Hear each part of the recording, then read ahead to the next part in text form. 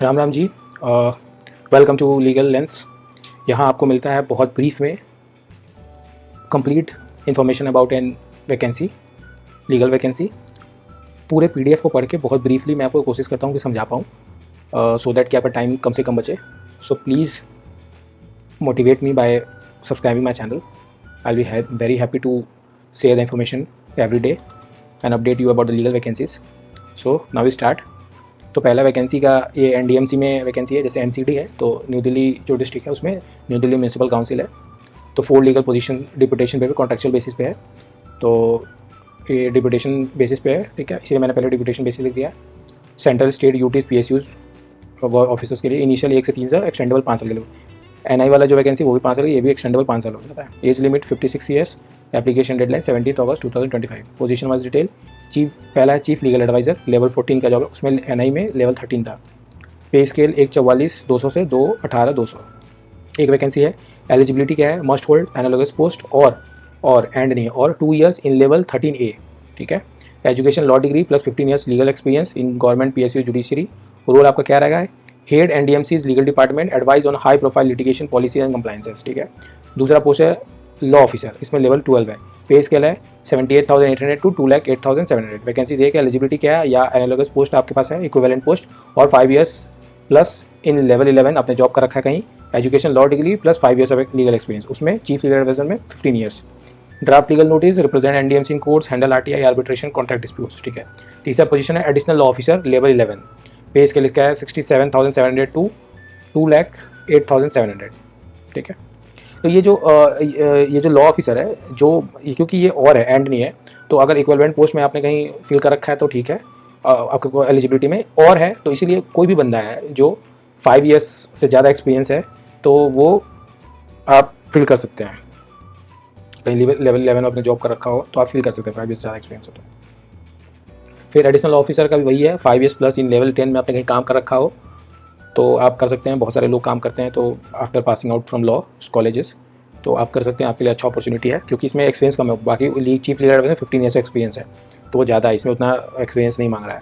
फिर education level plus 5 years legal work. आपका role क्या रहेगा? असिस्टेंट कोर्ट, बेसिकली सब रोल तो वही होता है, legal documentation, research, president municipal dispute, ठीक है।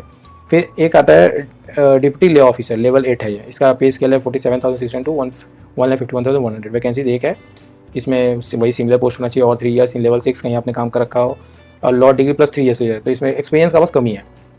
Maintain legal record of file management, assistant senior in case preparation, यही है। क्रिटिकल एलिजिबिलिटी कंडीशन है कि फीडर कैडर बार है, officers in direct promotion line can not apply, ठीक है। बस बेसिकली जो बंदा जॉब वहाँ कर रहा है उसके बारे में बताया रहा है। एज ए रिलैक्सेशन है। फिर डिप्यूटेशन कैप है, total deputation including previous stint can not exceed 5 years.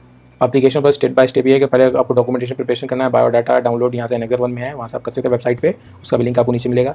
फिर all common personal education experience, highlight specific legal expertise जो आपने कर रखा है, सिविल म्यूनिसिपल जो भी है, ठीक है। फिर APARS/ACRS लास्ट 5 ईयर्स का, ठीक है, अटेस्टेड बाय सेक्रेटरी और हायर, ठीक है। सर्टिफिकेट, फिर जैसे आपने बताया था कि कोई विजिलेंस क्लियरेंस देना चाहिए, डिसिप्लिन इंक्वायरी आपका पेंडिंग नहीं होना चाहिए, इंटीग्रिटी सर्टिफिकेट होना चाहिए, पेनल्टी 10 साल का कुछ वो सारा आप जमा करना पड़ता है। स्टेप 2 कहाँ सबमिशन करना है, तो ये ऑफिस है, यहाँ आपको deputy director, room number 5016, 5th floor, पालिका केंद्र, संसद मार्ग, न्यू दिल्ली। डेडलाइन 17/8/2015, 17 अगस्त को है लास्ट सबमिशन, ठीक है। Not late submission, advance copy must route through parent department, ठीक है। स्टेप 3 है पोस्ट सबमिशन। सिलेक्शन कैसे होगा? स्क्रूटनी और इंटरव्यू होगा। Joining selecting must be revealed immediately by parent cum department.